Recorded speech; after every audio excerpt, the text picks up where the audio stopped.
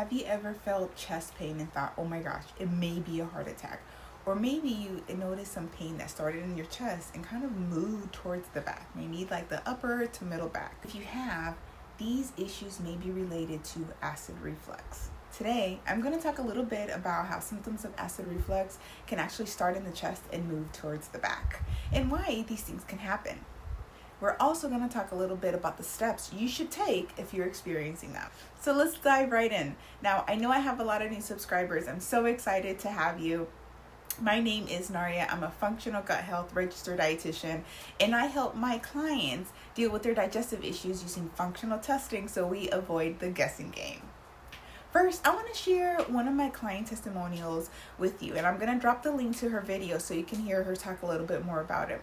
But she essentially came to me after dealing with acid reflux for over 10 years. She went with her primary care provider. Her primary care provider gave her stomach acid reducing medications, which if you're listening to this, you know how common they are.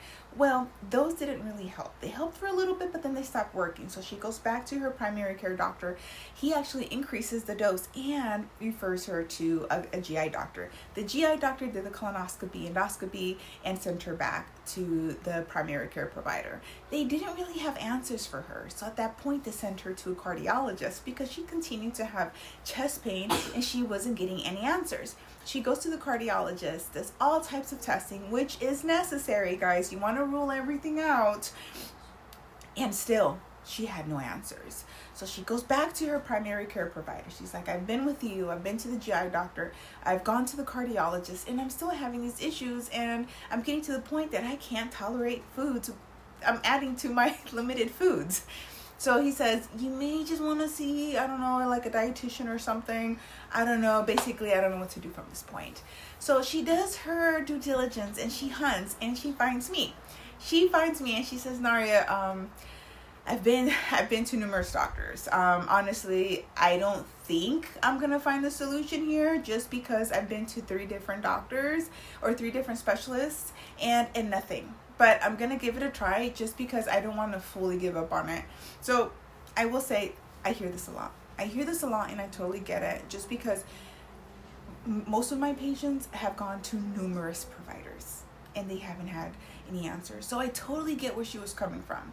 So with her, I start with the basics, right? Really assessing, seeing what's necessary, what supplements, what diet, and so forth. Today, guys, I'm recording this. We're in February 2025. Those issues have gone away. And what's really interesting is I just spoke to her literally 2 weeks ago and I told her like, hey, how's everything? Has anything come back? She's like, Naria, from the point that we spoke about a month ago where I was weaning off of the omeprazole, she hasn't been using the omeprazole, by the way, at this point for a month and a half, which is so amazing. But she's like, that random back and chest pain that no one can answer is gone.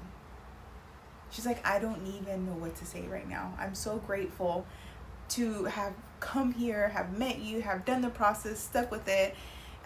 So that was one of my clients that really experienced this. And again, I'll drop the link to her YouTube feedback video so you can see a little bit more what she has to say.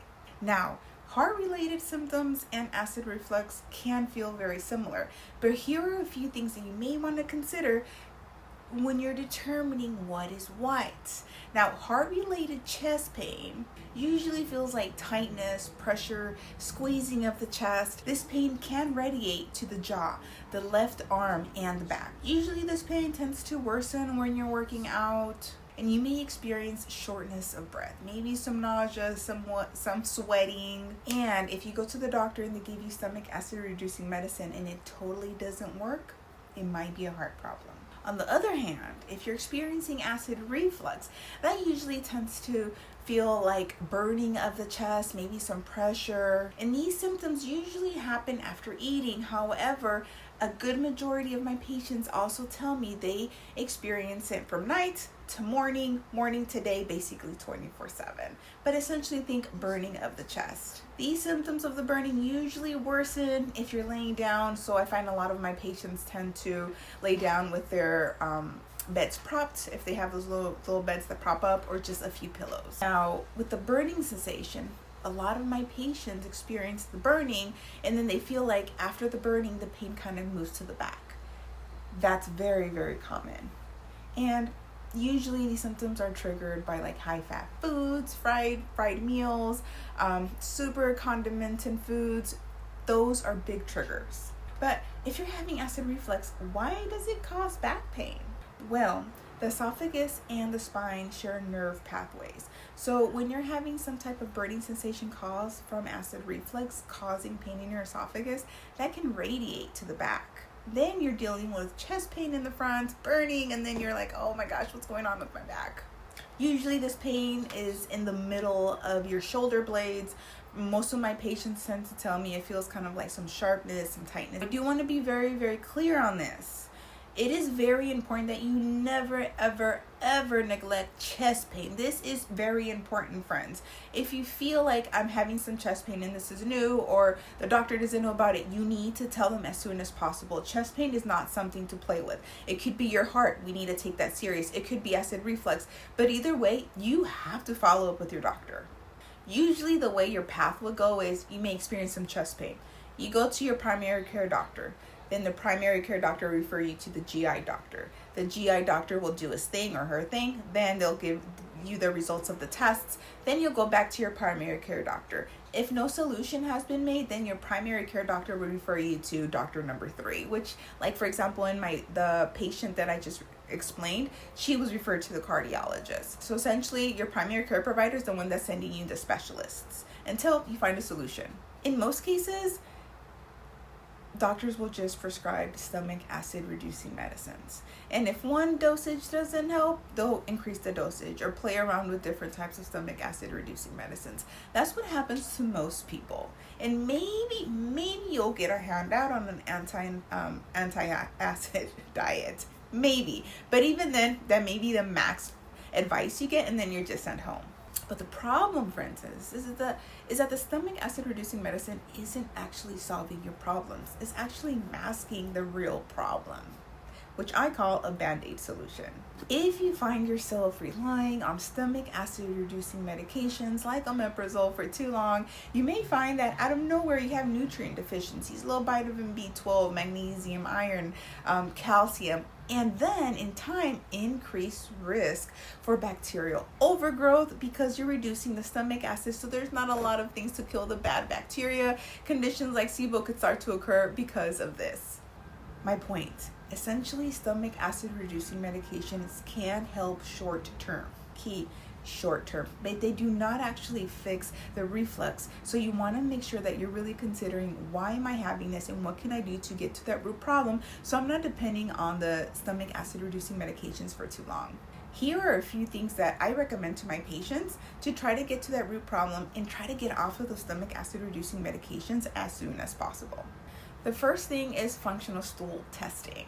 Now, these functional stool tests are different than the stool test from your doctor. This is very important. The functional stool test, we look at the microbiome, we look at the microbes, any overgrowth, signs of inflammation, signs of indigestion. So you want to make sure that you go to your GI doctor, you do their stool test, and again, if you don't have any answers and you're still dealing with your issues, then you go to a functional provider to try a functional stool test.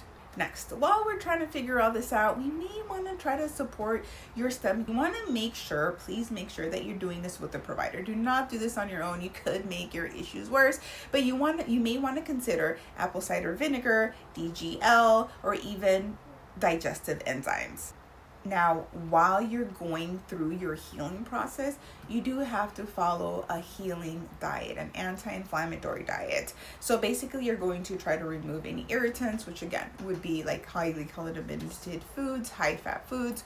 And remember, it could also include gluten, it could include dairy, but the goal is not to eliminate these forever. This is only saying, hey body, I know you need some support, you need some healing, so I'm going to avoid these irritants until you're fully healed, and then I'm going to try to add them back. The goal is never to reduce these foods or eliminate these foods forever, just for a short period of time. Your body needs to heal, and you need to be supportive. And finally, simple lifestyle changes. Guys, if you're like, I cannot invest in a functional stool test, I cannot invest in coaching, little lifestyle changes will make a massive difference, such as being mindful when you're eating. Are you eating too fast? Are you chewing too fast? Are you chewing too little? Are you distracted? Are you stressed? Are you rushing? Are you driving while you're eating? You want to make sure that when you're eating, it's nice and calm. You really need to focus on this. This is huge. And even thinking of like, what are the portions of my meals? Am I eating like 2 massive meals a day or 1 massive meal a day? No, especially if you're dealing with these issues, you need to be very mindful and have 3 balanced meals a day. I always tell my patients from 1 to 10 feeling really full, you should be at about a 6. And after you're done eating, if you can, try walking. Go outside to walk. Maybe if you have like a trim load at home, just walk. And one more. Vagus nerve stimulation. Guys, this is huge. My favorite ways for vagus nerve stimulation include deep breathing, like doing box breathing, and also humming. I like to do this when I wake up and I'm doing my random washing my face, cooking my breakfast, and I catch myself, I'm like, okay, why am I right? There's literally nothing happening. I try to do box breathing. I try to do the humming. Also work on your circadian rhythm, guys. These simple things can really make such an impact that for many people, you'll see that they'll give you more results than doing all the hunts. So friends, in conclusion, if you're having chest pain or back pain, please don't ignore it. Go to your doctor, let them do their thing, let them do their testing. You cannot ignore it, especially chest pain. That is nothing to play with. Go to your doctor. And if you're on a stomach acid reducing medication, you really want to consider weaning off. Talk to your nurse practitioner, your doctor, whoever recommended it to you, and ask them, how can I wean off? You want to make sure you do it safe. There are many instances that you don't want to get off of the stomach acid reducing medication. Please make sure you're getting advice and not going to Google or random Facebook groups. You have to talk to your provider on this. We want to make sure that you're safe. Now, have you tried all this route? Have you gone to your doctor? Have you gone to your primary, your GI, even a cardiologist? And are you still having digestive issues and that's maybe moving to the back? You may want to consider functional testing. I'm going to drop my link here so you can schedule a free consultation to see if functional testing is even right for you. Now, if you found value in this episode or you know someone who's maybe experiencing symptoms like we talked about today, please feel free to share this episode and help educate them on other ways to heal their digestive issues that don't always include stomach acid reducing medications. And as usual, I wish you the best in your gut healing journey. Until next time, bye friends.